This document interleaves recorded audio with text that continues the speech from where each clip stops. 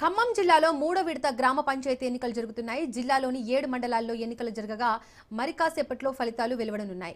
ఖమ్మం జిల్లా ఎన్కూర్ మండలంలోని అరికాలపాడు, నాచారం, జన్నారం గ్రామాలలో ఎన్నికలు జరగడం లేదు. ఈ పంచాయతీలు ఏర్పడిన నాటి నుంచి ఎక్కువ జనాభా ఎస్టీ రిజర్వేషన్ ఉండడం వలన జనరల్కు ఇతరులకు రిజర్వేషన్ రావడం లేదని గ్రామస్తులు కోర్టుకు వెళ్లారు. దీంతో కోర్టు ఎన్నికలు నిర్వహించకుండా స్టే విధించింది. ఇదే అంశానికి సంబంధించి మరింత సమాచారం మా ఖమ్మం ప్రతినిధి ఉపేంద్ర అందిస్తారు.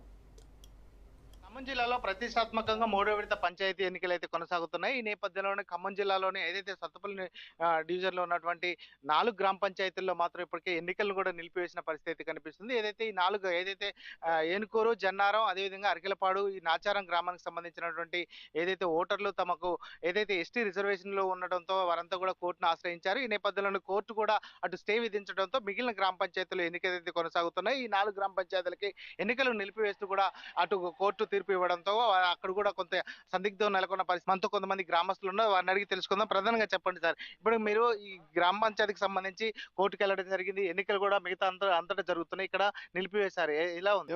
అప్పుడు రాష్ట్రపతి గారు సంతకం పెట్టినప్పుడు మదర్ తాలూకాలో ఉన్నాం. పరిపాలనా సౌలభ్యం కోసం కొత్తగూడెం తాలూకా కలిపారు. ఈ అధికారులు ఏం చేశారు, ఇది కూడా ఏజెన్సీ ఉంటే డెవలప్ అయితే అభివృద్ధి చెందుతుందని మమ్మల్ని ఇటు నెట్టారు. దాని మీద మేము కోర్టు. గ్రామం ఏజెన్సీ కాదండి. అవును, ప్రధానంగా మీరు చెప్పండి, అసలు ఎంతమంది ఓటర్లు ఉంటారు, అసలు ఎందుకు కోర్టుకు వెళ్లాల్సి వచ్చింది? బీసీ ఓసీ జనరల్ మొత్తం ఎక్కువ ఉన్నారండి మాకు ఓటర్లు. అది రిజర్వేషన్ అని ఎస్టీ వాళ్ళకి ఇస్తున్నారు.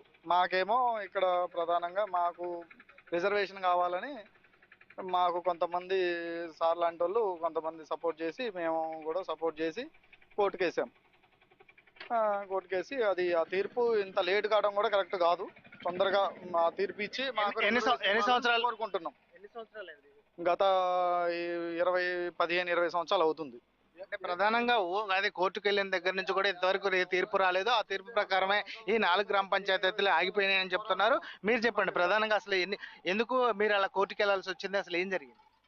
కోర్టుకు వెళ్ళింది పంచాయతీ ఎలక్షన్ మీద కాదండి. కోర్టుకు వెళ్ళింది 170లో ఉన్నామా లేవా అనేది ఒకటే, దాని గురించే తెలియదు. దీని గురించి కాదు, పంచాయతీ ఎలక్షన్ ఆపడానికి కాదు. పంచాయతీ ఎన్నికలు కూడా నిలిచిపోయాయి కదా. అవునవును, దాని వల్ల నిలిచిపోయి ఉంటాయి అంతేగాని దానికి కోర్టును ఆశ్రయించడం జరిగింది.